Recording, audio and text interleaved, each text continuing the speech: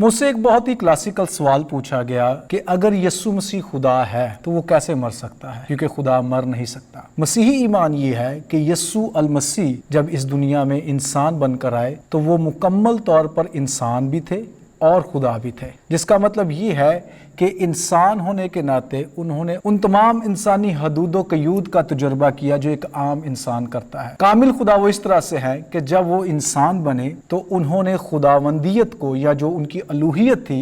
उसे give up नहीं किया। अब ये एक ऐसा भेद है जो आम इंसानी जहन से समझना काफी मुश्किल है कि एक इंसान खुदा कैसे हो सकता है या एक खुदा इंसान कैसे बन सकता है। मसीही ईमान की बुनियादें इसी ईमान और अकीदे पर टिकी हुई हैं कि यीशु अल मसीह जब वो इंसान बने तो उसने अपने खुदावंद होने के हक को तर्क नहीं किया। इस सिचुएशन को हाइपोस्टैटिक यूनियन कहा जाता है, जिसका मतलब है एक ऐसी हालत जिसमें यीशु अल मसीह बतौर इंसान और बतौर खुदा को एग्जिस्ट करते थे। अब जॉन की जब हम गॉस्पल को पढ़ते हैं तो उन्होंने ये साफ पहले बाब और उसकी पहली आयत में कहा कि इब्तिदा में कलाम था, कलाम खुदा के साथ था और कलाम ही खुदा था। और 14वीं आयत में फरमाते हैं कि वो कलाम जो खुदा के साथ था वो इंसान बना और हमारे दरमियान रहा। इसका मतलब ये है, जॉन ये एम्फसिस करना चाहता है कि जब मसीह यीशु इंसान बने तो उन्होंने अपने खुदावंद होने को तर्क नहीं किया। पहली सदी में मसीही ईमान जब तकरीबन पहली सदी का इख्तिताम हो रहा था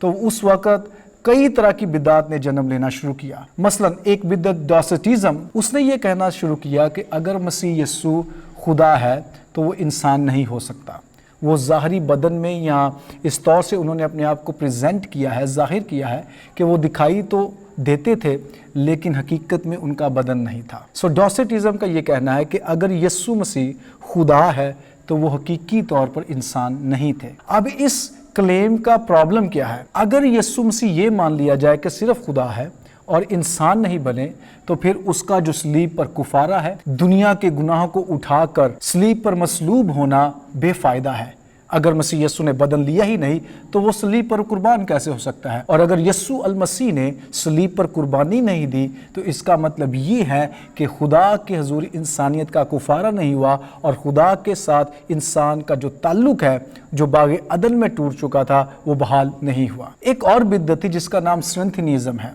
ये स्रिंथियन नामी शख्स ने टीच करना शुरू किया कि यीशु अल मसीह इंसान बने लेकिन पानी का बपतिस्मा लेते वक्त वो खुदावंद की रूह या क्राइस्ट की रूह उन पर आई और वो क्राइस्ट बने। अब इस दावे की या बिद्दत की प्रॉब्लम ये है कि अगर मसीह यीशु एक खास वक्त में क्राइस्ट बने हैं या डिवाइन ठहरे हैं, इसका मतलब ये है कि वो पहले डिवाइन नहीं थे, जिसका मतलब ये है क्राइस्ट की मसलूबियत परफेक्ट नहीं है, जो खुदा के गज़ब को जो गुनाह के बायस है उसे मुकम्मल सेटिस्फाई नहीं कर सकते। अब हमें नए अहदनामा में इसके कई शवाहद मिलते हैं कि जो इब्तदाई चर्च था वो मसीह यीशु को मसीहा के तौर पर ही नहीं बल्कि खुदावंद या डिवाइन के तौर पर भी एक्सेप्ट करता था। मसलन जॉन ने अपनी गॉस्पल में और फिर अपने खतूत में इस बात को वाज़ेह किया कि मसीह यीशु ने जब बदन लिया तो वो इंसान बने और इंसान बनने के साथ साथ उन्होंने तमाम उन तजर्बात को जो कि इंसान अपनी ज़िंदगी में रखता है या करता है वो सारे तजर्बात मसीह यीशु उनमें से गुजरे। मसलन दुख क्या होता है, दर्द क्या होता है, प्यास लगना क्या है, भूख लगना क्या है, या इस तरह के तमाम इंसानी जो तजर्बात हैं मसीह यीशु ने किए। इसलिए वो अपने पहले ख़त में फरमाते हैं और ज़ोर देते हैं कि हमने ज़िंदगी के कलाम को जो मसीह यीशु है ऑफ कोर्स उसे छुआ, अपने हाथों से छुआ, कहते हैं हमने गौर से देखा, और इसके साथ वो डिवाइन के तौर पर भी पेश करते हैं। सो यूहन्ना अपनी गॉस्पल में और अपने खतूत में मसीह की डिविनिटी, उसकी अलूहियत और उसके जो इंसानियत है उन दोनों को प्रेजेंट करते हैं और इन दोनों को वो मुकम्मल तौर पर डिफेंड करते हैं कि जब मसीह यीशु इंसान बने तो वो खुदा भी थे। इसका मतलब ये है कि क्राइस्ट की जो ड्यूल नेचर है, दोहरी फितरत है, वो एट ऑपरेशन थी। अब जब हम ये दावा करते हैं कि मसीह यीशु खुदा है और वो जब मसलूब हुए हैं तो क्या खुदा मर गया? और अगर खुदा मर गया है तो इसका मतलब ये है कि जो थियोलॉजिकल या इल्म इलाहियात के क्लेम्स हैं कि खुदा लाफानी है, खुदा इल्म कुल है, खुदा ऑल माइटी है, खुदा ऑल पावर है, ये सारे क्लेम डिफाई हो जाते हैं। अब गौर से सुनिएगा, जब हम ये कहते हैं کہ مسیح یسوع خدا ہے اور انسان ہے، اور جب وہ مصلوب ہوئے تو مسیح یسوع نے انسانی اعتبار سے موت کا مزہ چکھا، نہ کہ اپنی روح کے اعتبار سے۔ جب مسیح یسوع مصلوب ہوئے تو ان کا جو بدن تھا، انسان تھا، اس نے موت کا تجربہ کیا ہے، نہ کہ اس کے ڈیوائن ایسنس نے۔ اس کا بدن ہوا ہے، لیکن جو اس کا خداوند ہونا ہے یا ڈیوائن نیچر ہے وہ جیوت تھی، وہ مری نہیں۔ اس اعتبار سے جب ہم یہ دعویٰ کرتے ہیں کہ یسوع مسیح کامل انسان اور کامل خدا ہے، تو ہم یہ کہہ رہے ہیں کہ مسیح یسوع نے انسانی بدن میں موت کا تجربہ کیا، نہ کہ اپنی الہی فطرت میں، کیونکہ الہی جو اس کی فطرت ہے وہ مر نہیں سکتی، وہ موت کا تجربہ نہیں کر سکتی۔ مسیح یسوع کا ڈیوائن ہونا اور اس کا انسانی اعتبار سے بے گناہ ہونا اس کے کفارہ کو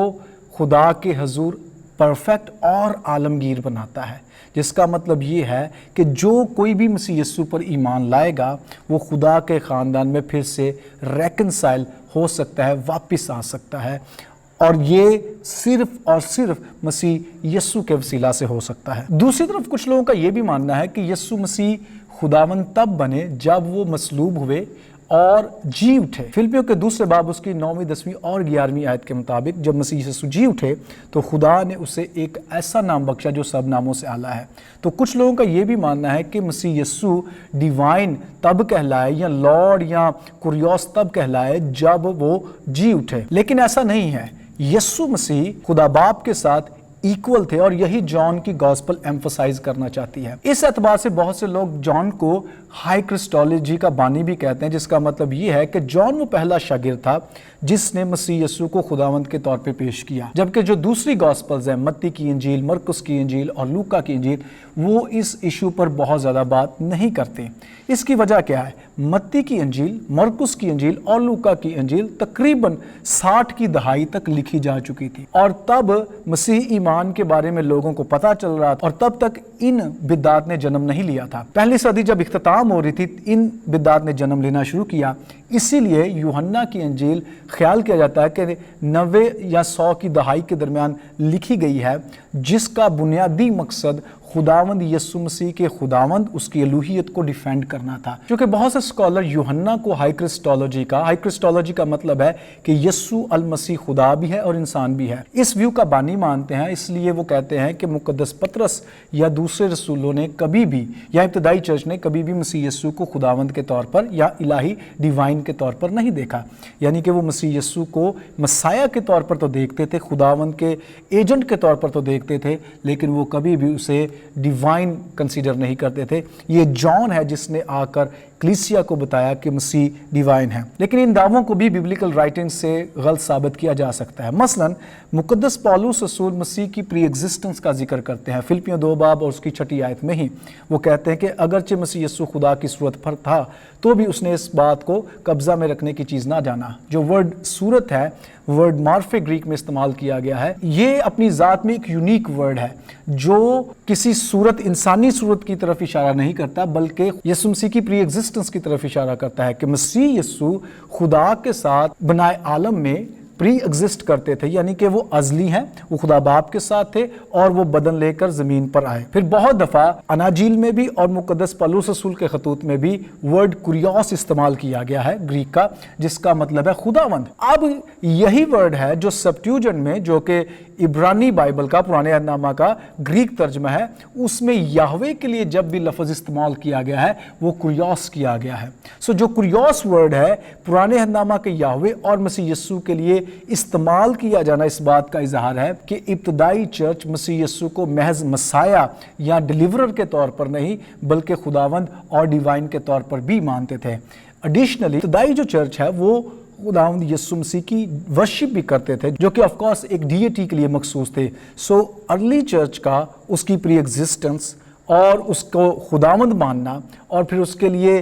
مزامیر اور گیت اور اس کی پرستش کرنا، یہ سب خداوند یسوع مسیح کی الوہیت کی طرف اشارہ ہے۔ اب ایک اور کوسچن یہاں سے جنم لیتا ہے، کیا پھر ابتدائی چرچ نے مونوتھیزم، جو کہ ایک خدا کا کانسیپٹ ہے اس کو تہس نہس کر دیا کہ جب ہم یہ بھی کہہ رہے ہیں کہ یہوہ خداوند ہے اور دوسری طرف ہم یہ کلیم کر رہے ہیں کہ یسوع مسیح خدا ہے، تو کیا پھر دو خدا ہوئے؟ ایسا نہیں ہے۔ ہم یہ مانتے ہیں کہ یہوہ خداوند ہے جس نے یسوع المسیح کو زمین پر بدر دے کر روح القدس کے وسیلہ سے بھیجا، اور پھر زمین پر روح القدس کے وسیلہ سے خدمت اس سے لی، معجزات ہوئے، اور پھر اس کو مصلوب ہونے کا شرف بخشا، اور پھر اسے مردوں میں سے زندہ کیا۔ رومیو پہلا باب اس کی 4 آیت میں لکھا ہے کہ روح نے اسے ریزوریکٹ کیا۔ جب ہم یہوہ کو اور مسیح یسوع کو دونوں کو خدا کلیم کر رہے ہیں تو کیا ہم دو خداؤں کے بارے میں بات کر رہے ہیں؟ ایسا نہیں ہے۔ ہم یہ کہہ رہے ہیں کہ خدا باپ جو پرانے عہد نامہ میں جسے یہوہ کے طور پر جانا گیا ہے،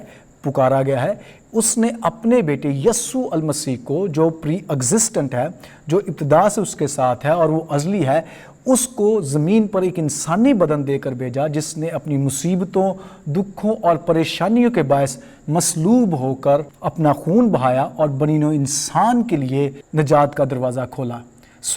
خدا باپ، یسوع المسیح اور روح القدس یہ تینوں سیم مشن پر کام کر رہے ہیں، اور وہ انسان کی نجات کا ہے اور وہ انسان کی واپسی کا ہے۔ اس لیے جب ہم یہ کہتے ہیں کہ مسیح یسوع ڈیوائن یعنی کہ الہی ہے، خدا ہے، اور یہ دعویٰ کرتے ہیں کہ یسوع مسیح جب زمین پر آئے تھے تو وہ کامل انسان تھے، تو ہم یہ کہہ رہے ہیں کہ جب مسیح یسوع نے صلیب پر موت کا مزہ چکھا تو مسیح کے بدن نے موت کا مزہ چکھا، نہ کہ خدا نے۔ اس لیے یاد رکھیے جو مسیحی ایمان ہے اس بات پر بیس کرتا ہے کہ یسوع مسیح جب انسان بنے تو وہ خدا اور انسان دونوں تھے۔ جب وہ انسان بنے تو انہوں نے اپنے آپ کو خداوند یا خداوندیت سے خالی نہیں کیا تھا، بلکہ یہ دونوں نیچرز ساتھ ساتھ آپریٹ ہو رہی تھیں، اور اس طور سے مسیح یسوع کا کفارہ ازلی ہے، مسیح یسوع کا کفارہ کامل ہے، اور مسیح یسوع کا کفارہ عالمگیر ہے، جس میں وہ آپ سب کو جو دیکھ رہے ہیں یا سن رہے ہیں یا دیکھیں گے، آپ سب کو اپنی طرف، اپنے منصوبے کی طرف، اپنی صلیبی قربانی کے وسیلہ سے دعوت دیتا ہے کہ آ میرے بیٹے میری قربانی کو قبول کر، تاکہ میں تجھے باپ کے ساتھ جو یہوہ ہے اس کے ساتھ ایک کر دوں۔